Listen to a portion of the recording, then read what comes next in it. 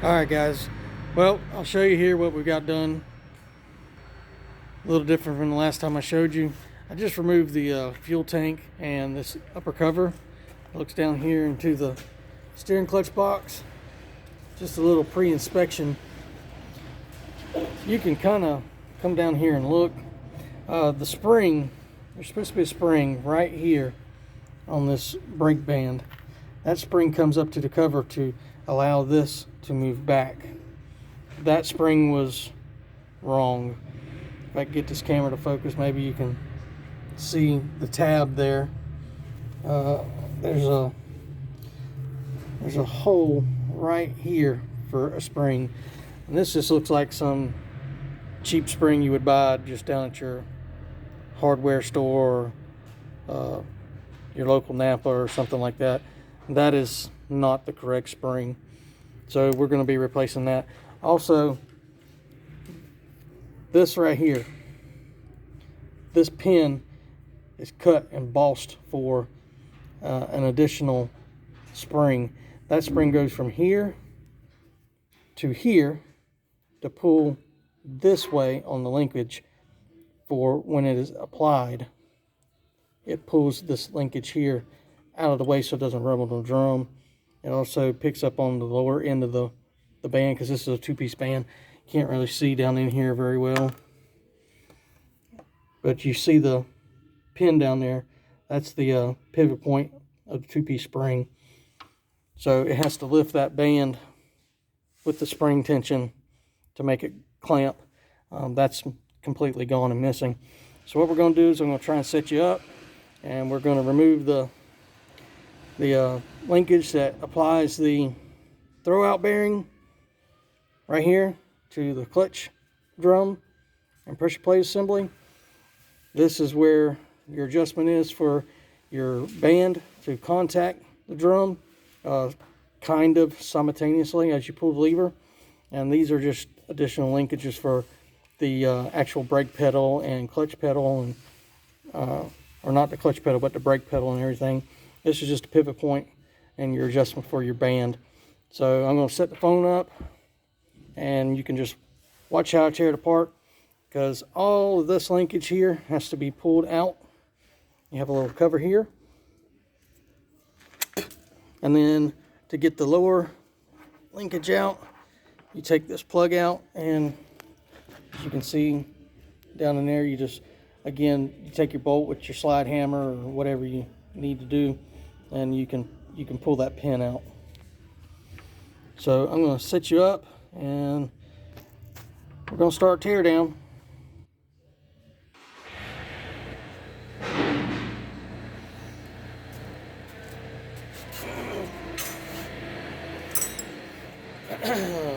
What I like to do is kind of count, just to give it a rough kind of guess when you go back with it. Count the threads. That way, when you're putting it back in, you've got a starting point.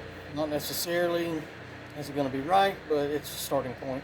Not to mention, I'm going to check this clutch pack out. If it's not bad, we're just going to go back with it. This is an old machine. Aside from the band issue, I assume that the clutches are in really good shape, because you can put it up against a pile and it doesn't miss a beat. It just, the track's just big. So we're going to count 1, 2, 3, 4, 5, 6, 7, 8, 9, 10. That's about what I guessed.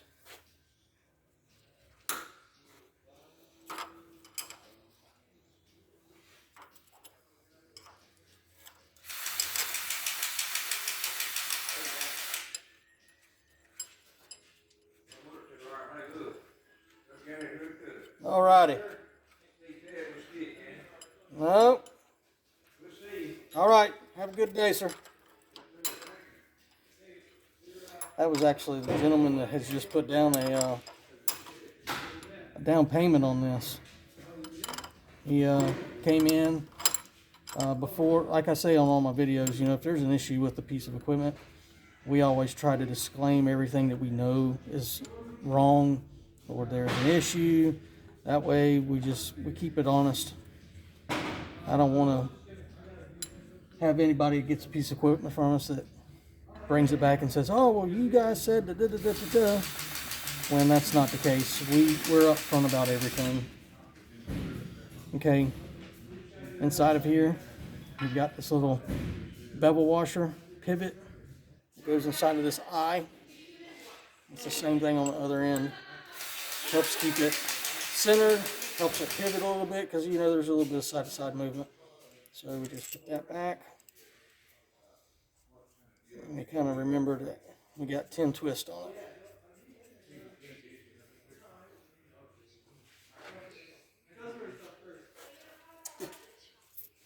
And we put it in our bolt box. Okay. We have to take the steering cylinder pin out. I always use my side cutters. It's probably not the best thing, but it grips them fairly well. I've been doing it for 20 some years, so I haven't had an issue yet. I always spin the bell crank back, and then you can take your 9/16.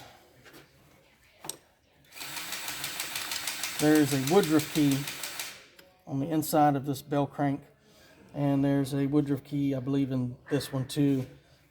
And you can watch and see how I pull this linkage out. I'm gonna tell you right now, it's not always easy. Them Woodruff keys get rusty in there, and they can be quite the booger sometimes, but you know, we just persevere through it.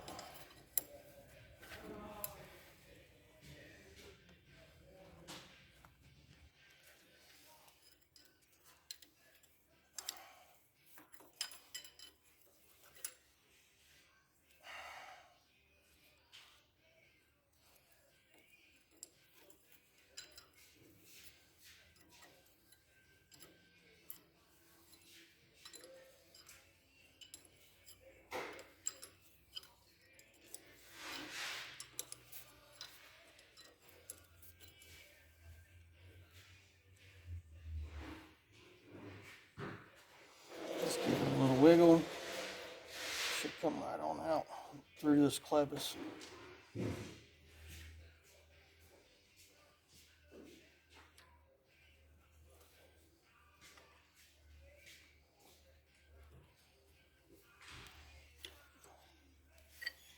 if not, you just pull it out the backside.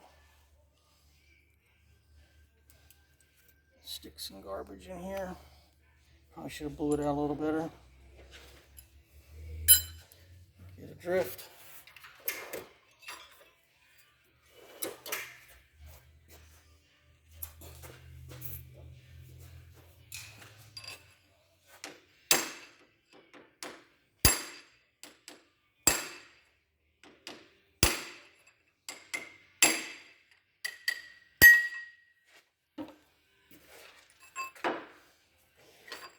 There's your bell crank.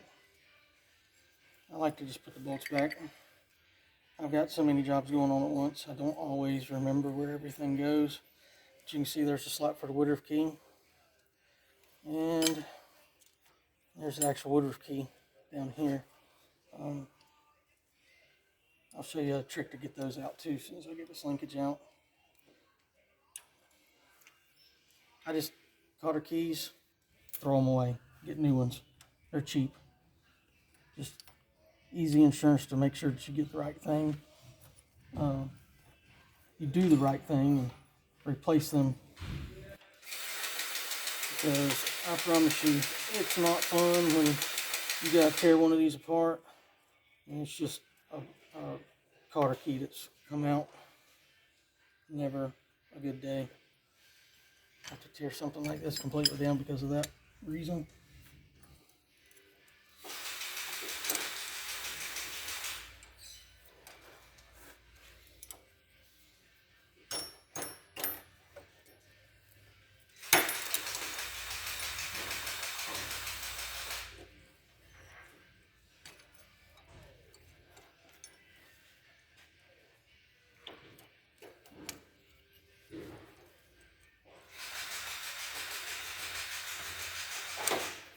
See, cotter key, throw it away.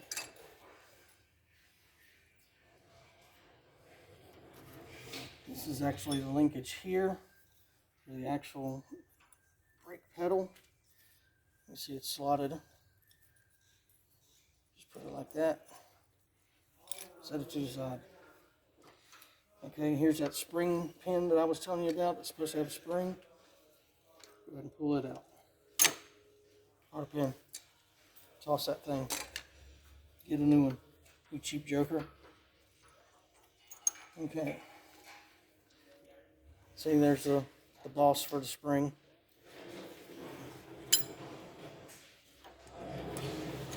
Now you can get some more of this stuff out of the way.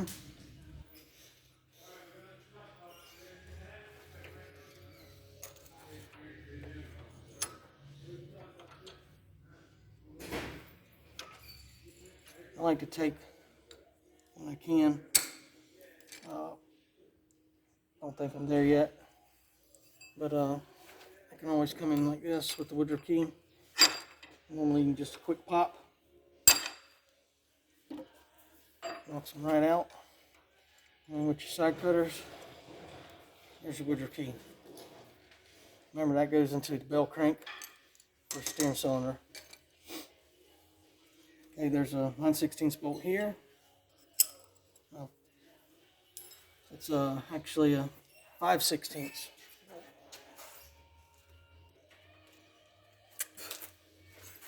Take this loose.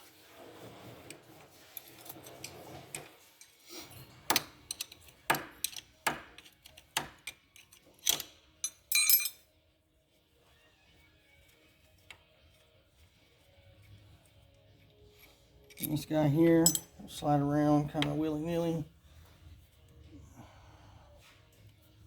And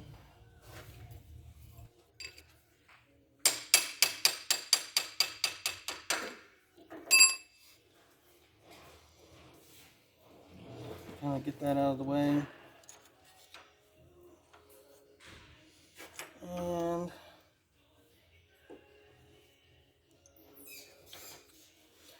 And you can take, remember there's this plug on the other side of this shaft. You just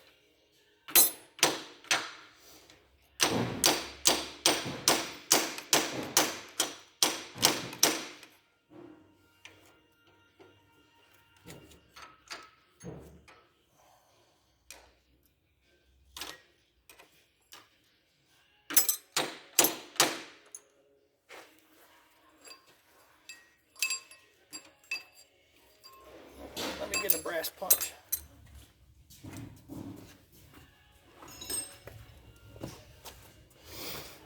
See if I can do this without having to take the whole house apart again.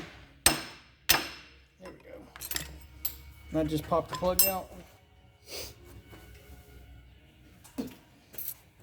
There's that plug I was telling you about. When you get done, don't buy a new one. Just somebody did kind of the right thing. Just put a little bit of some sort of RVT on there, just to seal it up, make it stick. That's okay. Yeah, it's an old machine. So you can take this usually, tap it, and all you're doing is trying to get it past that Woodruff key. There is a snap ring on this side to keep it from going too far that way. Don't have to worry about taking that off if I remember correctly. There's our Woodruff key. Again, you can get in there with side cutters. This is how I like to do it too.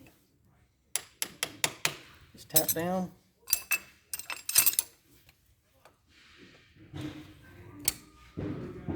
And there's your other Woodruff key.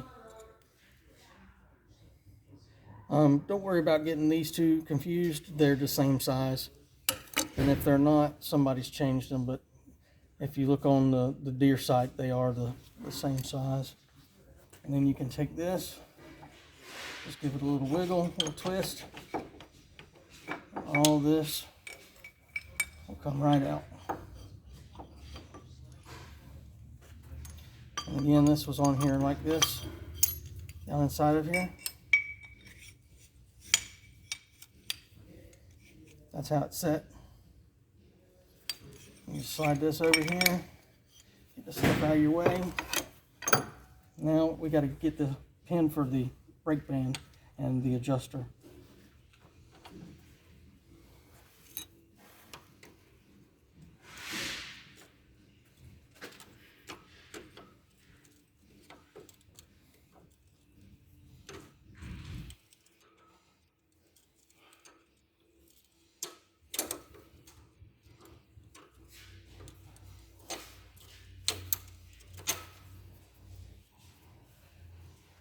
Woodward key, or the old Carter key away.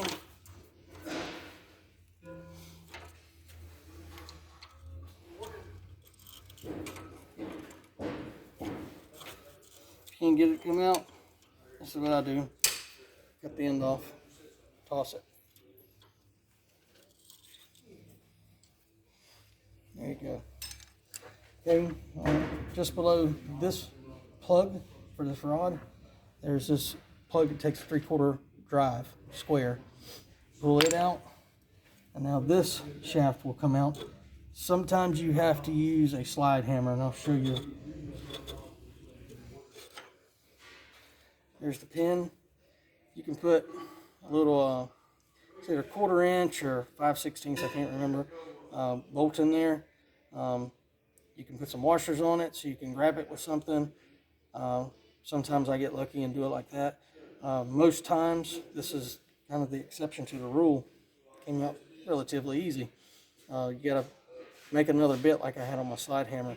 Screw it in there and tap it out with the slide hammer.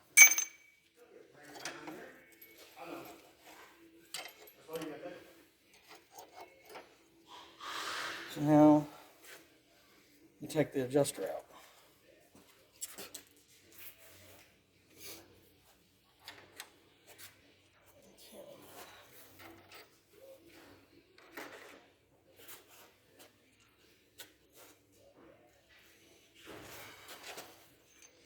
I can't find what I've done with my gun. No, go ahead and do what you got to do.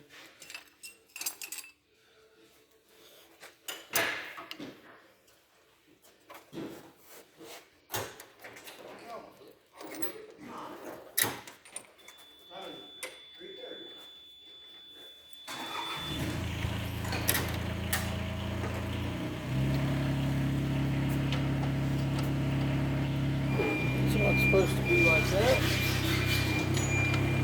And this one is a 13/16 That would lead me to believe that this has been messed with a little bit, because that's not supposed to be like that.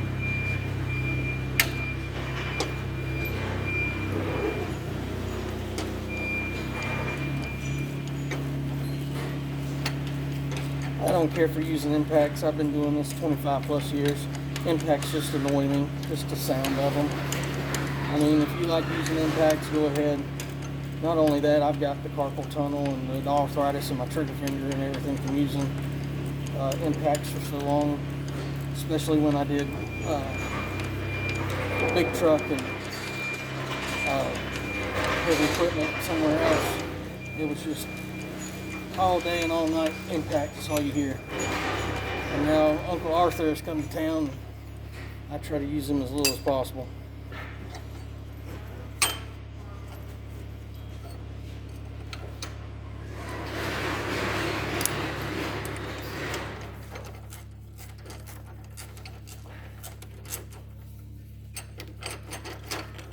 There you go. This is the lower. This is where the lower brake band bolts on here. There's a pin inside of the hoop for the lower brake band, and it goes in and actually screws in here. This is your anchor point. It's also your adjustment. You can see how it's got the divots in it. That way you can feel it when it skips over the land and hits the groove. Okay. You don't necessarily have to take this rod out. That is for the foot brake. I typically don't, unless this is one that has come in for a water intrusion, because this usually gets frozen inside of here, and you don't really notice it until it's time for the brake pedal to release, and then it's oh boy. So This one I know is gluten free. We're not going to take that out. Now you have to take this part of your brake band anchor out. That way you can twist the brake band up and pull the drum assembly out as a unit.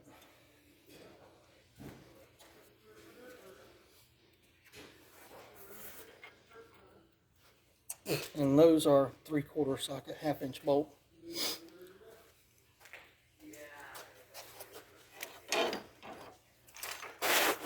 Oh, I just hit my phone.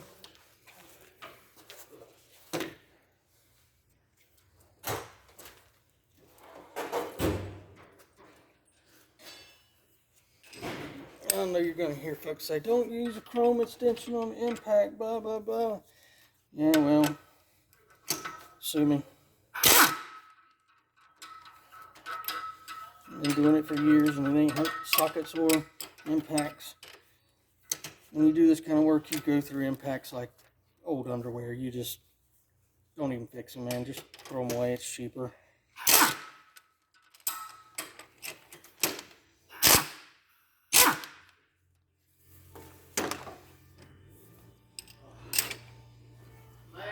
See you, man. Have a good weekend.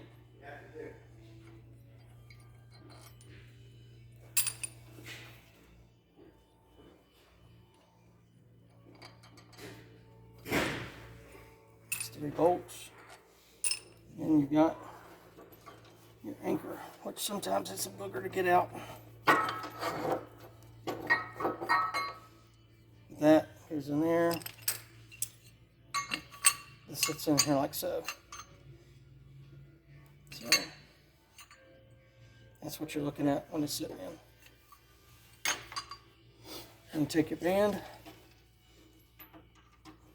Sometimes you can twist them really easy and other times you can't because there's also a return spring. This is on this tab here on the bottom. So you have to reach down. It can be done, it's just a bear.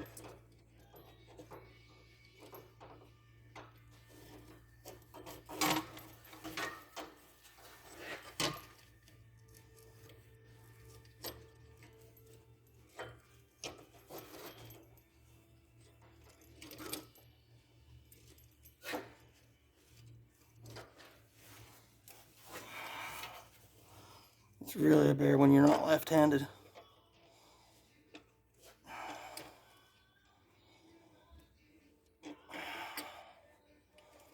All right, there we go.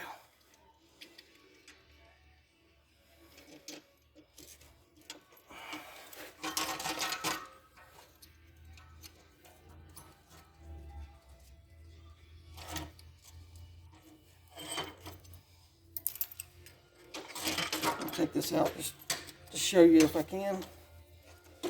This is why we're replacing it. This band is completely shot.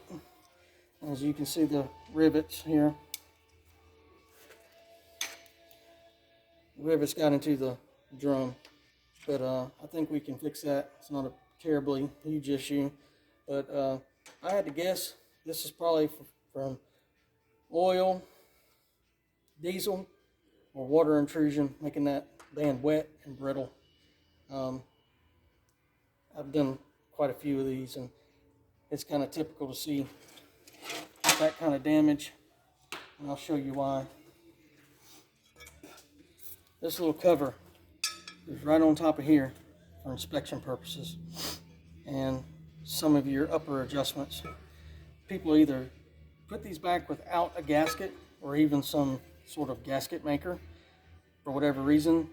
Most times they don't tighten these bolts down. I have no idea why. I don't think they're working themselves loose because there's really nothing up here to make it do that, but they just don't. And you get a lot of intrusion through this cover because it sits right here. Your fuel tank's here. Here's your fuel line here. If it leaks and runs down the side of that tank, comes down here, where's it going to go? And it happens a lot. You can actually see the muck built up on the bottom of the band. So that's why I've said in earlier videos on other dozers, man, keep these things sealed or you're going to be right here doing what I'm doing. So what you do, put this band back up around the drum, and I just use this pin here. Just stick it in. That way I can get my hooks in here to lift this out, because yes, it does have to come out from the top. And on this shaft there is a jam bolt with a nut on it. Same as before, it's a 9/16 with a 7/16 square head on it. Just loosen it up, and that lets the fork for the throwout bearing twist on its shaft. That way you can turn this out of the way and pull the assembly out through the top. Give me a few minutes to get everything set up, and I'll turn you back on in just a second and we'll finish the little show here.